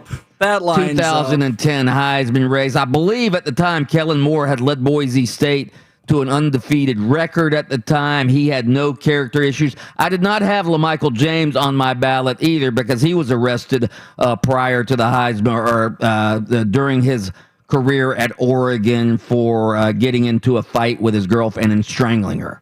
So I did not vote LaMichael James. I forgot about that. Yeah, I did not put him on my Heisman ballot either because the Heisman ballot says pursuit of excellence with integrity. The integrity clause that Adam Reardon pays no attention to. Are you sure you didn't vote for Owen Marichich? Are you No, I sure? did not. Come on. No, I did not vote for Owen Marichich. Pat Dooley, though, one time I had as the Heisman coordinator in the state of Florida, Pat Dooley, who just retired as the Gainesville Sun sports columnist. I didn't publicly discipline him, but I'm going to right now because it happened a long time ago. He put Noah Brandeis on his Heisman ballot. Not number 1, mind you, but he put Noah Brandeis on his Heisman ballot. And I said, Pat, you can't do that. You can't be a homer when you're voting for the Heisman. He pulled the Steve Spurrier. You guys have been hanging around Spurrier too long because Spurrier used to give Duke a top 25 vote every year to start the year in the coaches poll. And so you knew at the beginning of the year, you'd look down at also receiving votes, and no matter how bad Duke was, Duke won. And it was Steve Spurrier. Oh, yeah. Yeah. I'm just gonna, Noah's family's been good to me. I may need some of those medical supplies later on that Noah's going to go on and make millions selling. So I'm gonna give him a Heisman vote. I think Pat Dooley does have 2 artificial knees, so maybe he got them from Noah Brandeis. I don't know. All right, let's break down the games really, really quick. Then we'll get into the blast. All right, the LSU Florida game this weekend. As I said earlier, I never thought I'd say this, but the Gators being favored by 24 over LSU, I don't think that's nearly enough. I think the Gators should win this game by about 40. Pastolka, what do you think about that? I mean, they should. Will they is another question because apparently Dan Mullen doesn't like to run up the score and have style points, as we have found out this year. But they should win this game by a ton because LSU is a bad football team this year. They are an awful football team this year. They could finish 3-7 if you could believe that. All right, I'm setting this one up on the tee for Adam Reardon, a softball for him. His Miami Hurricanes ranked number 10. They take on North Carolina. And Adam, as I said earlier, all right, ACC this year, all right, top to bottom, when you put Notre Dame into the equation, this year and this year alone, the ACC is better than the SEC. You could make that argument. There's no question about it. I was just thinking about this. We've already given Alabama the check mark. If Alabama goes undefeated through the regular season, even if they lose to Florida, do you think Alabama's in the college football playoff system with one loss? Depending on how they lose, yes. Yeah, I mean, assuming no blowout, they're not going to lose by 30 points to Florida. can't we give that same credit then to Notre Dame is in? Absolutely. Yeah. Yeah, I think Notre Dame is in. As long as if they get blown out by Clemson, maybe they don't get in. They beat Clemson earlier in the year, obviously, without Trevor Lawrence. So, yeah, if they play a respectable game, I think they're in as well. Yeah. It's been a long time since an ACC team could go to the conference championship game and know that if they lost, that's all right, they're still in, and the team that beat them will probably get in too.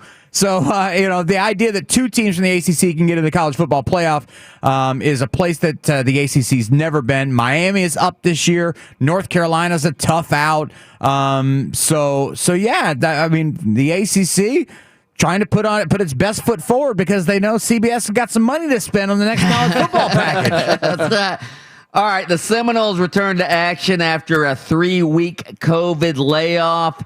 All right, I asked Austin this earlier. I asked you now, Adam. As ridiculous as it may sound, if FSU loses to Duke, which got absolutely blown out by Miami last week, if FSU loses to Duke, Florida State fans will actually begin grumbling about Mike Norvell.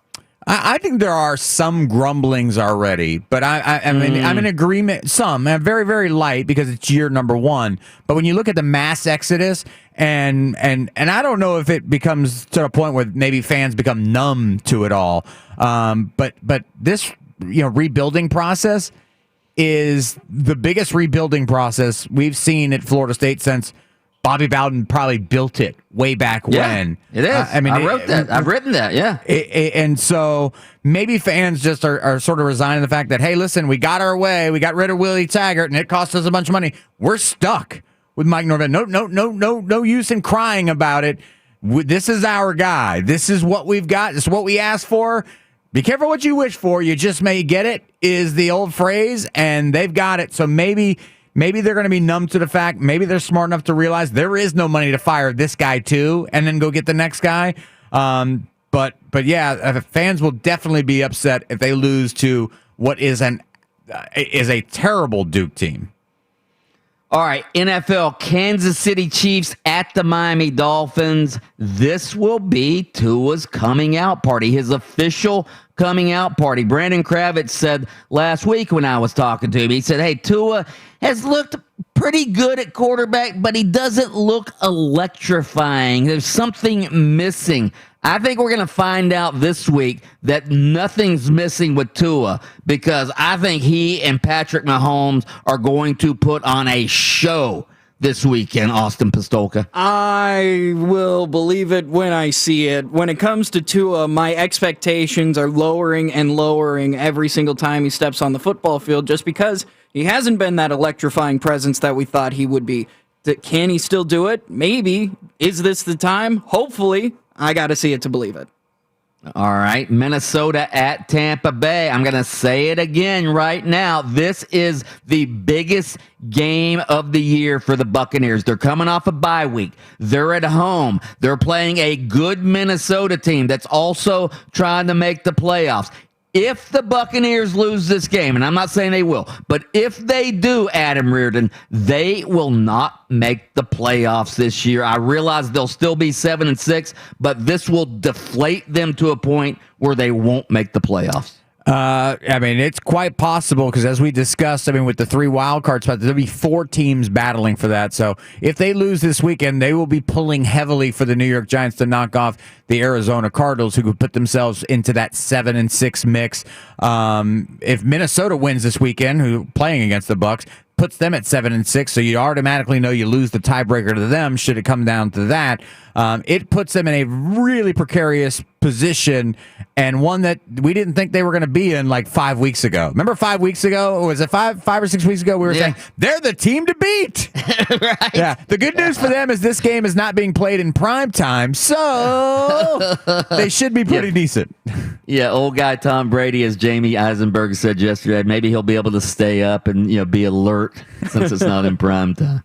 All right, finally, Austin, Tennessee at Jacksonville. You weren't around when Steve Spurrier was rotating quarterbacks when he was at the University of Florida. I think the Jags should try out that old Spurrier method. One series, Doug Marrone starts Gardner Minshew or sends him out there. The next series, he sends Mike Glennon out to run the offense. After that, Let's trot out Jake Luton. Why not Austin Pastolka? At least it would make the Jags games interesting. What is this, a damn circus? We're bringing out the clowns with this one? Come on now. They are a professional football team. There is a level of respect that for the game that they need to have as professionals, and just trotting out 3 different quarterbacks just to make the game fun. You know what would make the game fun? Having a quarterback that's good. All right? Start Gardner Minshew, damn it, and leave him in the whole game. Hey, Mike, did you cover Spurrier at all when he was in the NFL? Like, I mean, obviously, I'm sure you followed him. I actually went up his first training camp with the Washington Redskins. I think it was in Carlisle, Pennsylvania, where the old Redskins used to train. And I went up there and did a big story. I didn't actually cover the games, but I did go up and cover his training camp when Shane Matthews was on the team and some other Doring. I think Doring was on that team. Wasn't Noah on the team as well? Maybe. I don't know if maybe he was on the coaching staff. Maybe. No, I think he was on the coaching staff. He wasn't on the team. Okay, and then I think Patrick Ray. They drafted Patrick. Did he ever rotate quarterbacks up there in the NFL? I don't think so. Yeah, I don't think so. So even the guy who rotates quarterbacks, he wasn't around long enough to do that. Yeah. Even the guy who rotates quarterbacks realized in the NFL, this is a terrible idea. Here, play your best guy. All right, let's pause for station identification. The home of the black and gold. WYGM Orlando. WJRR HD2 Cocoa Beach, Orlando. We are FM 96.9, The Game. Yeah. You feel that? I can feel it. We're about to blast off. Just hook it to my veins! It's time for the blast.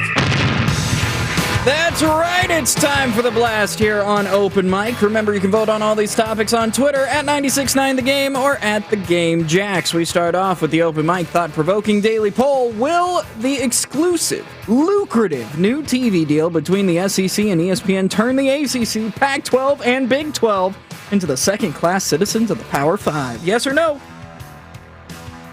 Unless something changes, absolutely it will. We figured out earlier that over a 10-year period, SEC teams like Florida, will be making about $400 million more than ACC teams. That means the Florida Gators will have almost $500 million more in their coffers than Florida State does, all right? I'm not saying Florida State's and the ACC teams are just going to fall off the face of the earth, but they will not be able to compete with the SEC teams when it comes to facilities, recruiting budgets, coaching staff, salaries, all of that.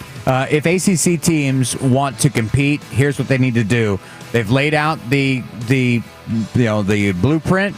Make Notre Dame a part of the ACC and get ready for the next television contract, and that's how you're gonna get the $300 million that that CBS was willing to pay the SEC if you can incorporate Notre Dame in there as well somehow, some way.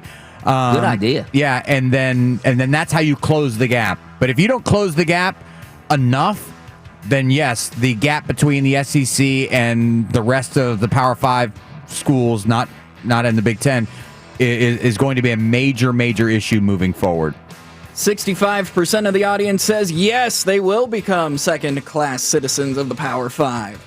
Supplemental poll number 1, if the Gators don't make the college football playoff, would Florida fans rather see a bowl matchup with Miami or Cincinnati? Honestly, I would like to see Florida versus Cincinnati. I want to see how Cincinnati stacks up against the teams that I know, all right? So I would love to see Cincinnati play. If it was like, if you were to say, USC or Miami, I would pick Miami. But Cincinnati, to me, is a special case this year because I think they belong in the college football playoff. I would love to see the Gators play them. This guy right here. Two different things. My mind is absolutely blown right now. One, for the writer who pulls for the story, to not want to see Kyle Trask versus De'Aaron King, two high school teammates. One guy had to sit the bench. You know what? I'm changing my vote. You're right. I didn't even think about that. Yeah. I'm changing my vote. I would like that story. Absolutely. And then I'm so tired of Florida fans going, I'm not really that interested in playing Miami every year. As a Miami fan, I've been trying to get this game on the schedule every year. I'll take any year I can get it. Preseason game like we had last year, postseason game like we could get this year. I want Miami and Florida to play every year. That's the Miami fan mentality. We want Florida. Florida's like, we don't really need to. We got to play 7 home games. We have the game we have the game in Jacksonville. We can't play every. No, that game's a moneymaker as well in Jacksonville. Miami versus Florida, anytime, anywhere. Give it to me. Inject it into my veins. Hell yeah, brother. 74% of the vote says Miami. Of course. Good. See, the story. People. Your storyline was better than my Cincinnati storyline, so that's why I changed my vote. Still not interested in playing Miami every year, Florida alums. Yeah. We don't need them. They need us. They need us. Supplemental poll number 2. Do you agree with Mike Bianchi's Orlando Sentinel column? Oh, wow. Cheap plug. There you go. That Markelle Fultz is the one player on the Orlando Magic roster who has the potential to be an NBA superstar? Yes or no? Mike, explain yourself. Okay, you can go to OrlandoSentinel.com and read that column right now. Another cheap plug? Cheap plug. Yeah. Okay, we've been saying that about Jonathan Isaac over the last couple of years, but it's clear that Jonathan Isaac injury issues have devastated his chances of developing into a superstar. He's not even going to play this year. And again, I haven't seen the new Markelle Fultz shot that Steve Clifford, the Magic coach, has been talking about. I mean, he's saying, hey, he's got his release point at a point where when he's shooting the 3, it almost looks like his normal jump shot. If Markelle Fultz can develop that 3-point shot, and he shot 42% from 3-point range when he was at Washington, all right, and I realize the college 3-pointer is shorter than the NBA 3-pointer. Markelle Fultz is a big, strong, fast, smart point guard. If he gets his 3-point shot in order, he could be a superstar. Absolutely. All right, so Vooch is an all-star, but not a superstar, right? No. So he's a one-time all-star. So Markelle Fultz has the potential to be a bigger impact player, a better player than Vooch is. Absolutely. Then now I'll go against that. Maybe he had that potential coming out of college, but eventually you are what you are in the NBA. You could be a good NBA basketball player. Good NBA basketball. But a superstar, no way. With 55% of the vote, yes wins this poll. Supplemental poll. Go ahead. You got to give Magic fans hope sometime. I was gonna say it's the holiday season. Very kind on the on the poll results there. Supplemental poll number 3. Is it right or wrong for the NBA to fine athletes such as Kyrie Irving for not speaking to the media?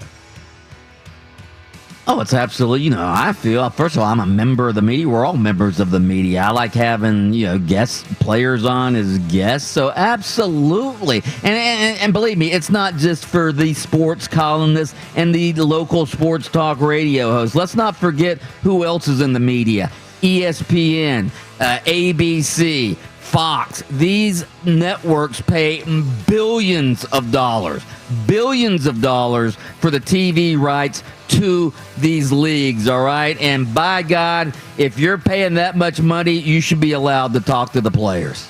I'm okay with him deciding not to talk to the media, and then I'm okay with the NBA saying, listen, it's part of the deal here. I'm going to fine you. And if he's happy to sort of pay for the convenience of not having to talk, I mean, think about all the things you'll pay the convenience, pay the price for the convenience to not have to deal with certain things. He chooses that. I mean, like mowing the lawn? Yeah. I mean, things like that. I mean, you will do that. And for him, it's worth it to pay the X amount of dollars that the NBA is going to charge him, and then he doesn't have to deal with the media. And that's fine by him, fine by me. If he wants to pay the fine, that's fine. Yeah. And obviously he has that right. Hopefully it goes to a really good charity, and then we move on. There's a whole lot of other guys in the NBA to talk to. Kevin Durant will be there. Just don't upset him, and then he'll talk to you. He'll get a burner Twitter account and rip you. Nice. Tweet at you. With 55% of the vote, it is right of the NBA to do so. Supplemental poll number 4 with the chicken tender pub sub, $2 off this week. Would you make a special trip to Publix solely to get the scrumptious sandwich? Yes or no? So are you saying I could get none of the BOGOs while I'm there? That is I could correct.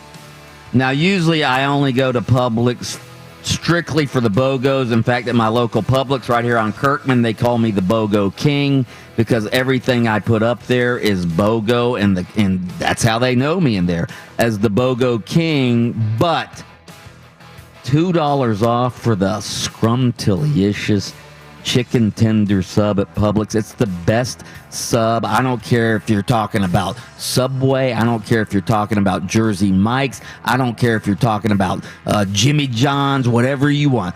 The Publix chicken tender sub. Oh, it is good. So you're saying yes, you would go in there. Oh, absolutely. Just for the chicken tender sub. I would not, because that's a fried chicken tender sub, and to achieve the physique that I have today. Okay, you're not on a diet. One doesn't just eat fried chicken subs. What if you weren't on the diet? No. I listen. I've had the chicken tender sub at Publix now he's before. Gonna rip it. It's just, I mean, unbelievable. I mean, I won't call it average. I'll say it's above average. But it isn't like, oh my God, there's they're on sale. The disrespect. Oh, yeah. The disrespect. I'm not building my week's like eating plans around like, hey, for lunch I'll swing by Publix and grab you some subs. You don't have to swing by Publix every day. You drive by Publix. All you have to do is just.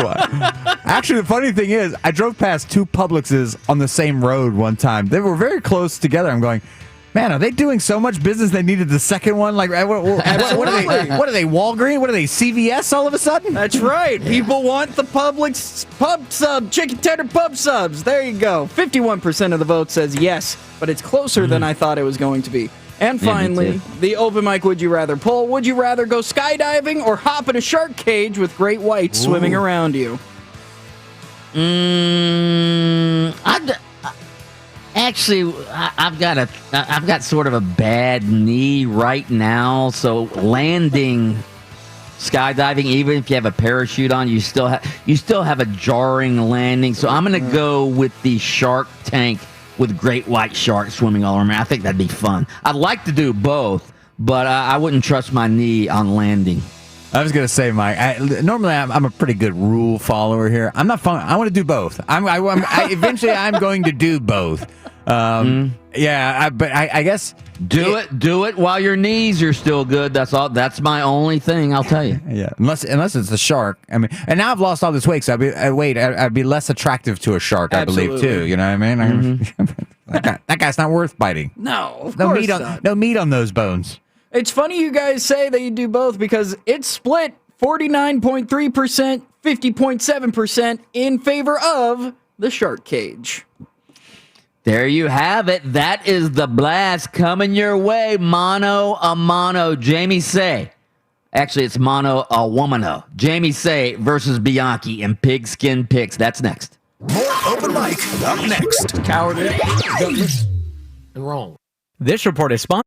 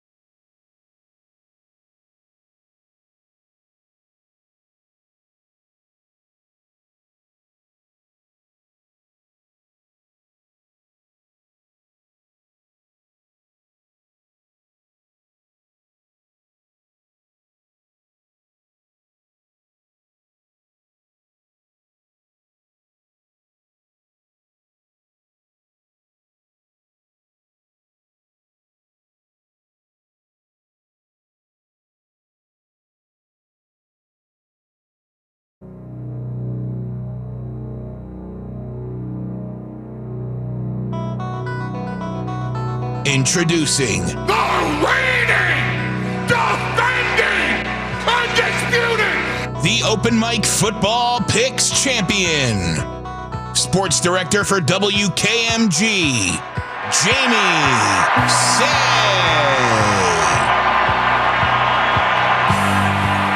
You can catch her on WKMG News 6 delivering the sports report whenever they do their newscast, 6 and 11. You can also watch her wildly popular, critically acclaimed show on WKMG. It's called After the Whistle. It's on every Saturday night, 11:35 to midnight. Jamie Say, I don't know if you know this or not, but you're on TV all the time. We're on TV now. We have a video stream here on Open Mic. We're on Twitch. You're on Twitch. Nice one. I don't know exactly what Twitch is because, I don't either, but we're on it. But that is great. That's wonderful. So, I'd say I tune into Twitch, but I don't know what it is. So I don't. Well, we're also on the YouTube. We're on the YouTube machine as well, and we're on what's the other one? Twitter. We're on Periscope on Twitter. Periscope on the Twitter machine. Okay. Yeah. All right. So you're Yeah. live on YouTube TV right now. That's right. Yeah, absolutely. Well, in fact, Adam Reardon, he does this stuff. He works miracles with this thing. He could probably even put a picture of Jamie Say up here since she's on. Already. He's already got that up, Mike. Is it up? Boy. Yeah. There's a picture of Jamie Say right there. A beautiful professional photo of Jamie Say. Is it the glamour shot? The glamour shot. Huh. Anyway. Well. All right. Well, hey, real quick before we get to the pick. Yeah. Go ahead. Before we get to the picks, so you were on the Markelle Fultz video call yesterday. Mm-hmm. Yep. Why do you think Steve Clifford is so high on Markelle Fultz? I'm starting to buy into it, Jamie Say. I think Markelle Fultz could be a star. He could be a star. I don't know about a superstar, like you were saying, because, I kind of think superstars, there's 10 of them in the league, like maybe 10 superstars. I don't think he gets there, but, I thought his debut season with the Magic was great last year. It would have been nice if the Magic won a few more games than they did, but there were some games where he really stood out and was the best player on the court.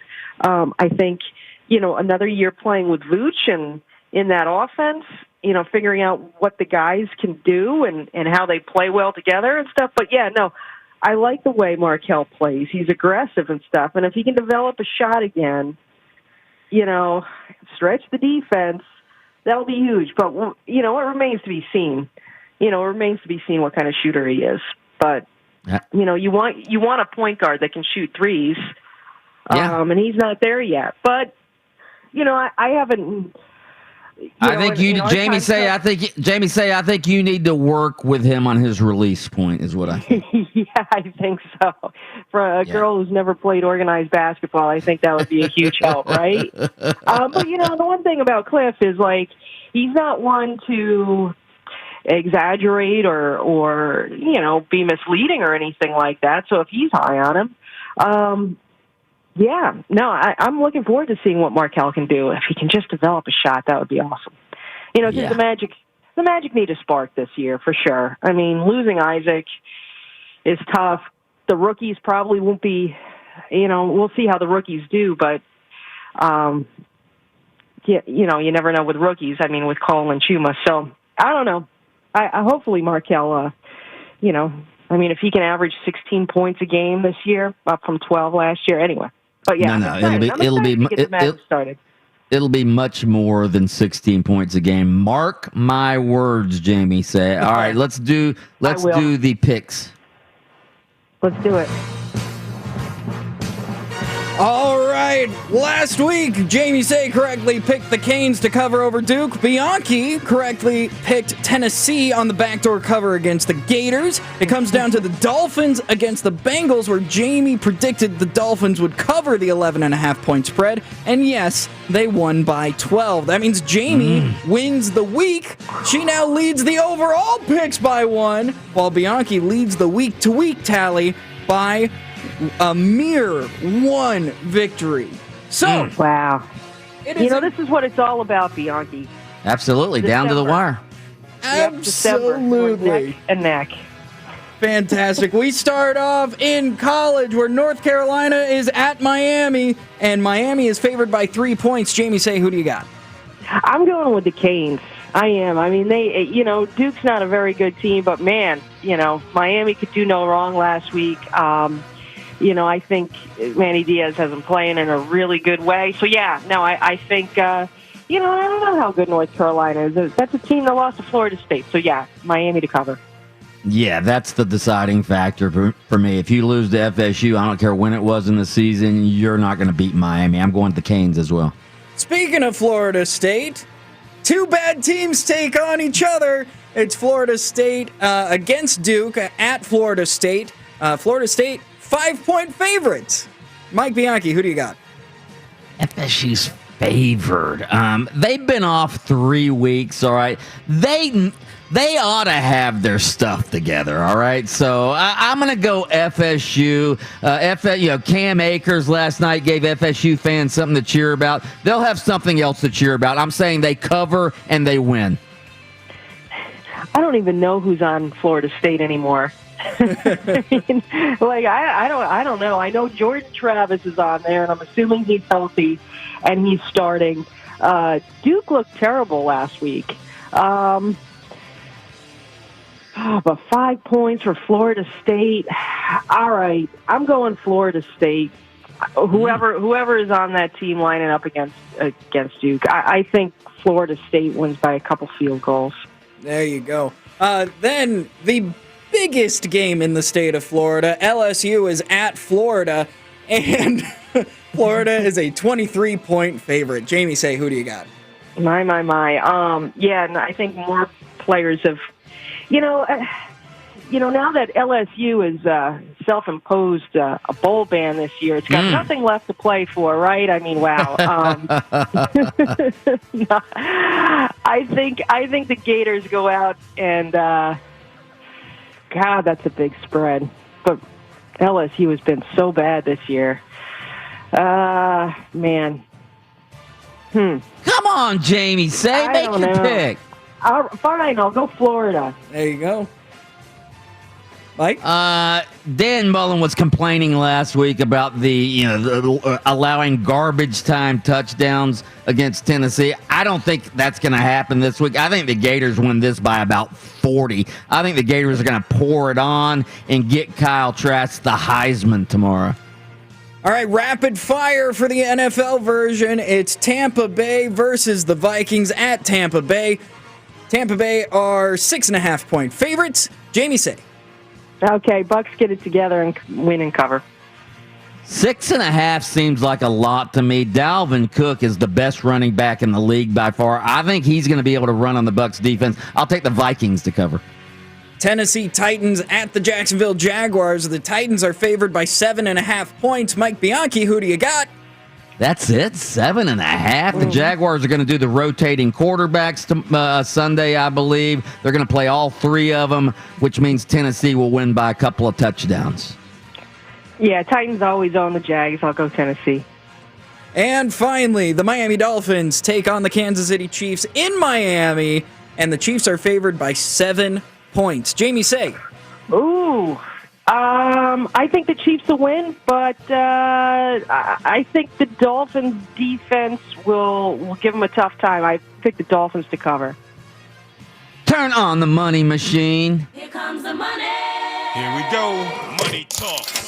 That's right, money talks. And I duped Jamie Say again. I know she was listening to the show earlier when I was saying this was going to be Tua's coming out party and the Dolphins were going to do this and the Dolphins were going to do that. So she picks the Dolphins thinking that I'm going to pick the Dolphins as well. Wrong, Jamie Say. Are you kidding me? Patrick Mahomes, 7 points? They'll cover that spread in the first quarter alone. Free money, free stuff. Chiefs by 21 over the Dolphins. Oh, my. 21. Listen, as long as the Chiefs win, so my Buffalo Bills get an even greater cushion atop the AFC East. That is fine. Jamie, say we appreciate it. We will catch you on After the Whistle Saturday night, 11:35. Thanks, guys. Have a great weekend.